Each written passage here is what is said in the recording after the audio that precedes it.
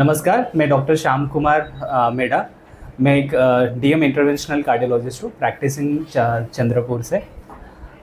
मेरा clinic Jatpura gate Chandrapur में है और मैं कुछ लास्ट के 2-3 सालों से चंद्रपुर में प्रैक्टिस कर रहा हूँ। आज वर्ल्ड हार्ट डे के दिन में आप सबको मैं मैसेज देना चाहूँगा। सर, मैं जानना चाहूँगा हृदय रोग जो है ये किन कारणों की वजह से होता है? जो हार्ट डिसीज़ है ये कोई सिंगल फैक्टर की वजह से नहीं होता, ये मल्टी फैक्टोरियल है। मल्टी फैक्टोरियल का मतलब ऐसा है कि कई सारे चीज़ें इसमें इन्वॉल्व होता है, जिसमें मेजर पार्ट होता है लाइफस्टाइल का। लाइफस्टाइल में अगर आपका लाइफस्टाइल सेडेंट्री होगा, एडिक्शंस होंगे, उसके अलावा पेशेंट्स को ऑलरेडी अदर रिस्क फैक्टर्स होंगे, जैसे डायबिटीज़ हो गए, शुगर की बीमारी, बीपी होना, या उसके साथ में एडिक्शन, स्मोकिंग, टोबैको, ये सारी चीज़ों की वजह से हार्ट में ब्लॉकेजेस होते हैं। और ये ब्लॉकेजेस सडनली उसके ऊपर का मेम्ब्रेन रप्चर होने की वजह से वहाँ पे हार्ट का मतलब हार्ट में ब्लड क्लॉट बनता है आर्टरीज में, और इसकी वजह से सडन हार्ट अटैक आता है। तो हार्ट अटैक एक सडन इवेंट है, और ब्लॉकेजेस जो होते हैं ये क्रोनिक है। क्रोनिक यानी काफ़ी समय से वो ब्लड के आर्टरीज में डिपॉजिट होते हैं, और धीरे धीरे करके ये ब्लॉकेजेस बढ़ते हैं। और एक समय ऐसा आता है कि ब्लॉकेजेस का ऊपर का जो मेम्ब्रेन है वो रप्चर होने की वजह से वहाँ पे ब्लड क्लॉट बनता है, जो कि सडन होता है और सडनली हार्ट अटैक पेशेंट्स में आता है। जैसे आपने बताया हृदय रोग के कौन से प्रकार होते हैं, क्या कहेंगे? मुझे हार्ट डिसीज़ के तो कई सारे प्रकार होते हैं। प्राइमरली जो लोग जानते हैं हार्ट डिसीज़ यानी heart attack, but heart attack तक ही सीमित नहीं है। हार्ट में जितने भी स्ट्रक्चर्स होते हैं, जैसे मसल्स होते हैं, तो मसल्स के प्रॉब्लम की वजह से कार्डियोमायोपैथी हो सकता है। वॉल्स होते हैं, वॉल्स के प्रॉब्लम की वजह से रूमेटिक हार्ट डिसीज़, या डिजनरेटिव चेंजेस की वजह से आर्टिक स्टेनोसिस, ऐसे काफ़ी सारे प्रॉब्लम्स आ सकते हैं। इसके अलावा इन्फेक्शंस का भी पार्ट है। इन्फेक्टिव एंडोकार्डिटिस हो गया, या हार्ट के ऊपर जो कवरिंग होता है जिसको पेरिकार्डियम करते हैं तो पेरिकार्डिटिस कहते हैं। इसके अलावा जो अदर रिस्क फैक्टर्स होते हैं, जैसे हाइपरटेंशन हो गए, डायबिटीज़ हो गए, इसके वजह से भी हार्ट के ऊपर असर होता है, उसमें भी प्रॉब्लम आ सकता है। जी, अगर मैं लक्षणों की बात करूँ, बहुत सारे लोग कंफ्यूज होते हैं कि हमको हृदय रोग हुआ है क्या। तो लक्षण की बात करें तो लक्षण कौन कौन से प्रमुख तौर पर देखे जाते हैं? प्रमुख तौर पे लक्षण अगर हार्ट अटैक की बात करें, या ब्लॉकेजेस की मैं बात करूं, जो कि प्राइमरी कॉज है अपने सोसाइटी में, मेन उनमें सिम्टम्स होता है चेस्ट पेन, या उन्हें मोस्ट ऑफ द टाइम सीने में जलन जैसे होती है। वो चलने पे बढ़ सकती है। टिपिकली अगर किसी पेशेंट को ब्लॉकेजेस अगर 70% के ऊपर है तो वो चलने पे बढ़ता है, चलने पे उनका सांस फूलता है। किसी पेशेंट को अगर वॉल का प्रॉब्लम है तो उन्हें चलते समय हार्ट बीट उनको फील हो सकते हैं। इसके अलावा उनको चक्कर आ सकता है, नीचे गिर सकता है। ये तो क्लासिकल सिम्टम्स हुए हार्ट डिसीज़ के। बट इसके अलावा भी अगर किसी पेशेंट को रिस्क फैक्टर्स है, जैसे कि कोई पेशेंट डायबिटिक है, मतलब शुगर की बीमारी है, या उनको बहुत ज़्यादा ब्लड प्रेशर है, या एडिक्टिव है जैसे कि स्मोकिंग करता हो या टोबैको, उनमें सिम्टम्स अटिपिकल हो सकते हैं। मतलब मेरा कहने का है कि जैसे मैंने क्लासिकल चेस्ट पेन की बात की, वैसा ना होते हुए भी अदर सिम्टम्स हो सकते हैं, जैसे शोल्डर में पेन हो गया, हाथ में पेन बार बार आना, चलते समय हाँफना। तो ये छोटे लक्षण है भी, उन्हें दुर्लक्ष्य नहीं करना चाहिए और उन्हें चेकअप जरूरी कराना चाहिए, भले ही गैस्ट्रिक सिम्टम हो। But first you consult and then declare this what is happening, ये गैस्ट्रिक सिम्टम है। आप अपने ओर से खुद से डिक्लेयर नहीं कर सकती हो जो भी मेरे साथ हो रहा है ये सिम्टम कार्डियक नहीं है, या ये सिम्टम गैस्ट्रिक है, या और कोई मस्कुलर प्रॉब्लम है। हाई चांसेस है कि आपका एज कम है और आपको कोई रिस्क फैक्टर नहीं है, तो ये हार्ट का प्रॉब्लम नहीं होगा, मसल या गैस्ट्रिक रिलेटेड प्रॉब्लम होगा। बट ये जो डेफिनेशन है, ये जो मीन्स लेबल करने का जो है, ये आपके कार्डियोलॉजिस्ट या आपके ट्रीटिंग फिजिशियन वही आपको बता सकते हैं कि ये किस वजह से हो रहा है। सो मैं यही रिकमेंड करूँगा ये वर्ल्ड हार्ट डे पे, अगर आपको कोई सिम्टम्स है या आप रिस्क फैक्टर है तो डेफिनेटली आप चेक कराइए और अपने हेल्दी लाइफस्टाइल की तरफ ज़्यादा फोकस कीजिए। जी, अब अगर मैं बात करूँ कि मुझे हृदय रोग है क्या, ये अगर चेक करना है, तो आज मॉडर्न मेडिकल साइंस में कौन कौन सी प्रक्रिया उपलब्ध है जिससे हम निदान कर सकते हैं कि भी हृदय रोग की तरफ हम बढ़ रहे हैं, क्या कहिए? तो first of all heart disease के चेक करने के लिए कुछ नंबर्स जानना ज़रूरी है। नंबर्स कहने का मेरा मतलब है कि आपका ब्लड प्रेशर कितना है, आपका फास्टिंग ब्लड शुगर कितना है, आपका लिपिड में एलडीएल कोलेस्ट्रॉल कितना है। ये हर व्यक्ति को 35 के ईयर्स के बाद जानना ज़रूरी है। अगर आपका फास्टिंग ब्लड शुगर 110 से कम है, आपका एलडीएल कोलेस्ट्रॉल 100 से कम है, आपका ब्लड प्रेशर 130 सिस्टोलिक से कम है, तो आप एक सेफर साइड में हो।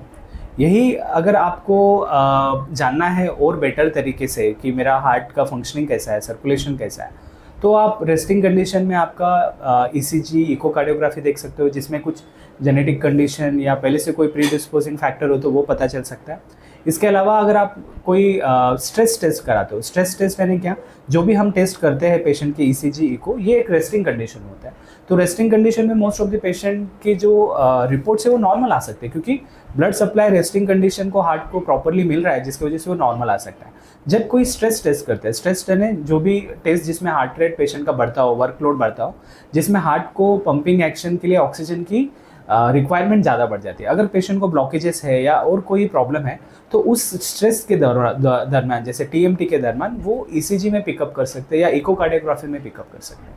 तो सर्टेनली आफ्टर 35-40 ईयर्स पेशेंट को ज़रूर ये जो मैंने 3 टेस्ट बताया है, fasting blood sugar, lipid profile और ब्लड प्रेशर, साथ में इको, टीएमटी ज़रूर कराना चाहिए। और on the basis of doctor जब आपको इवेलुएट करेंगे, अगर फैमिली हिस्ट्री आपकी होती है और किसी चीज़ की, तो आपको और कोई टेस्ट एडवाइस कर सकता है। तो मैं यही कहूँगा कि रेस्टिंग कंडीशन में अगर आपका रिपोर्ट्स नॉर्मल आते हैं हार्ट के लिए, तो ये नॉर्मल नहीं है, आपको स्ट्रेस टेस्ट भी कराना ज़रूरी है। टेस्ट की बात अगर करें तो नॉर्मली जैसे लोग दांतों के टेस्ट कराते हैं हर 6 महीने में, साल भर में, तो हार्ट के लिए कितने ड्यूरेशन में ये ड्यूरेशन सारे पर्सन टू पर्सन वेरी करेगा। अगर कोई पेशेंट डायबिटिक है, हाइपरटेंसिव है, एज उनका 40 के ऊपर है, उनमें फैमिली हिस्ट्री है हार्ट डिसीज़ का, तो मैं रिकमेंड करूँगा कि हर साल आप कीजिए। कोई पेशेंट को हार्ट अटैक की फैमिली हिस्ट्री नहीं है, ब्लड प्रेशर नहीं है, कोई एडिक्शन नहीं है, रिस्क फैक्टर्स नहीं है, उनका एज 40 है, तो हर 3 साल 2 साल में कर सकते हैं।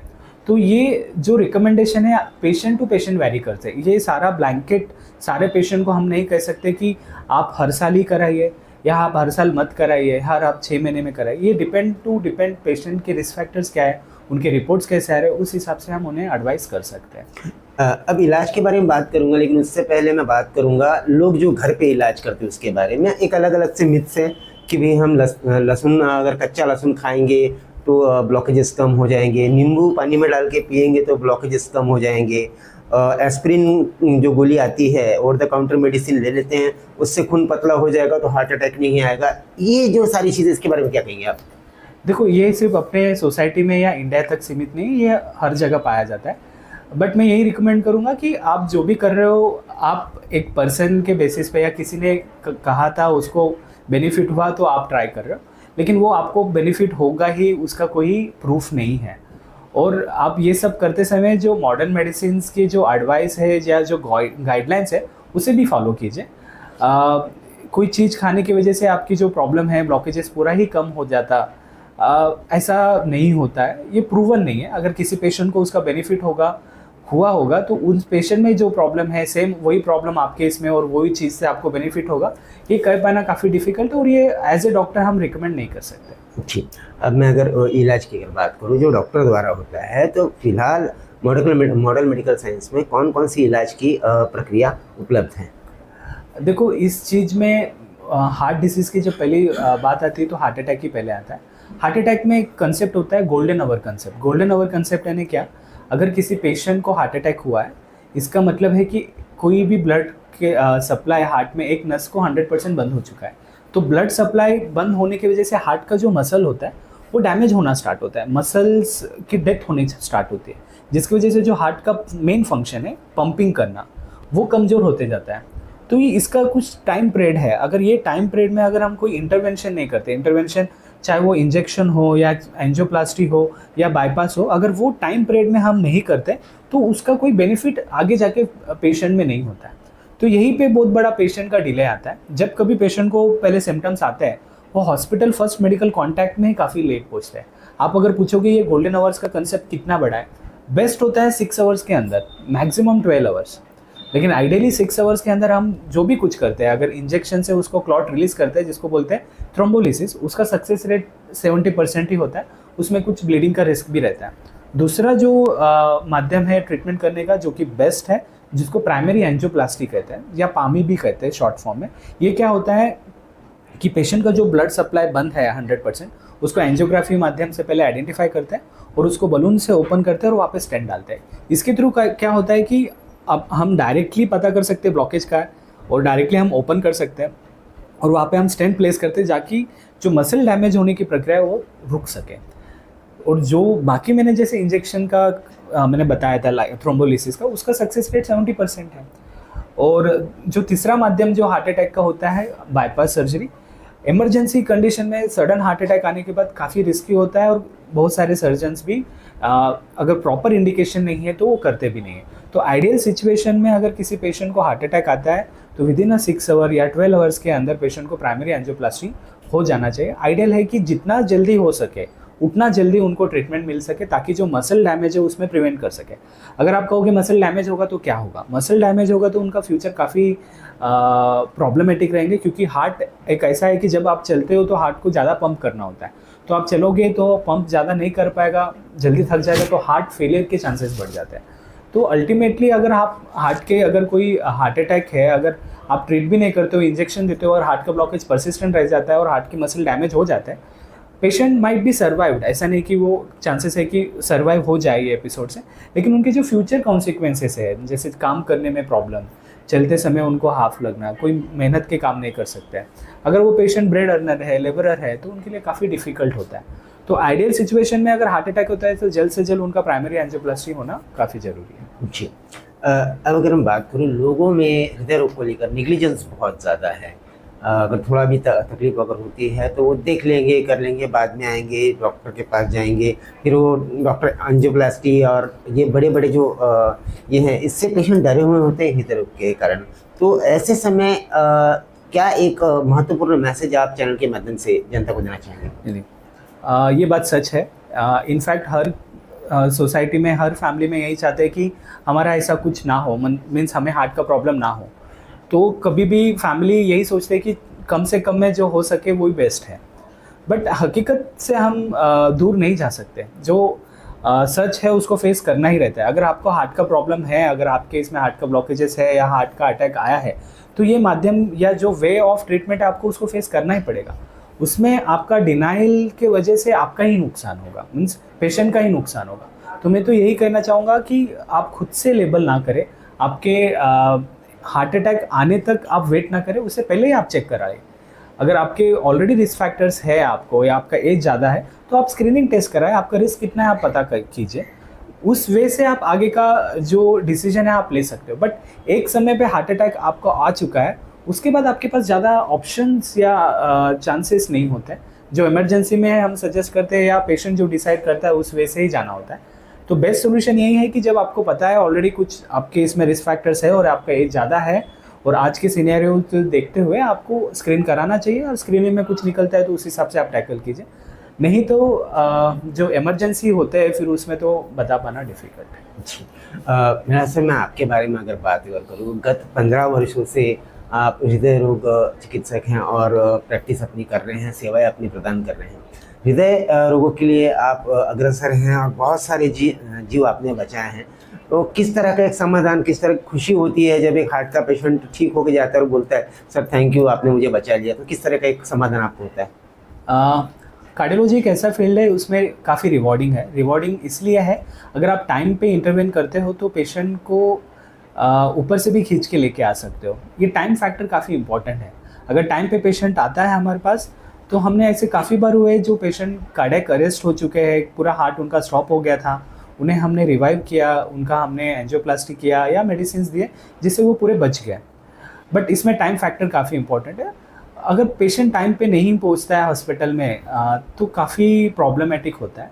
अगर टाइम पे इंटरवेंशन हम करते हैं एज ए कार्डियोलॉजिस्ट, काफ़ी रिवॉर्डिंग है, काफ़ी अच्छा भी लगता है। और सेम समय ये भी सच बात है कि हार्ट डिसीज़ के सारे पेशेंट को हम बचा नहीं सकते हैं, जिसमें टाइम फैक्टर काफ़ी इंपॉर्टेंट होता है। कोई पेशेंट हमारे पास काफ़ी लेट पहुंचता है तो उसमें हाई चांसेस होते हैं कि उनमें प्रॉब्लम आगे जाके आए। तो इसमें यही कहूँगा कि हार्ट डिसीज़ का जितना जल्दी, जितने टाइम पे अगर आप इंटरवेन करेंगे तो काफ़ी रिवॉर्डिंग है। और हार्ट डिसीज़ एक ऐसा क्रिटिकल ऑर्गन है हार्ट में जिसको हमेशा काम करना ज़रूरी है। ऐसा कोई समय नहीं होता है कि हार्ट रेस्ट ले सके, और जब भी रेस्ट लेता है पेशेंट नहीं रहता। तो मैं यही कहना चाहूँगा कि टाइमली इंटरवेन करें तो पेशेंट की जान डेफिनेटली बचती है और आगे का भी उनका लाइफ काफ़ी अच्छा होता है। सर, अगर मैं मेरा हेल्थ केयर की अगर बात करूँ तो यहाँ पे कौन कौन सी फैसिलिटीज़ प्रमुख तौर पर उपलब्ध हैं? मेडा हेल्थ केयर क्लिनिक बेसिकली एक क्लिनिक है, कॉम्प्रिहेंसिव कार्डियक क्लिनिक है, जहाँ पे ईसीजी, इको और अन्य सुविधाएं हैं। इसके अलावा मैं service Shri Sai divine Kuber hospital में भी देता हूँ, जहाँ पे मैं प्राइमरली एंजियोग्राफी, एंजियोप्लास्टी और पेशेंट को एडमिट रखना और काफ़ी अदर चीज़ें जो है मैं वहाँ पे भी सर्विस देता हूँ। जी, चैनल के माध्यम से विश्व स्तर पर आपको जो लोग देख रहे हैं, जो दर्शकगण देख रहे हैं, उन्हें हृदय रोग संबंध में आपसे परामर्श लेना है या उपचार संदर्भ में आपसे संपर्क करना है तो किस तरह आपसे संपर्क किया जा सकता है? मेरे तक संपर्क करने के लिए आप जो भी नीचे दिए गए नंबर है उससे आप कांटेक्ट कर सकते हो। आपको एड्रेस भी हम प्रोवाइड करेंगे, उससे भी आप कांटेक्ट कर सकते हो।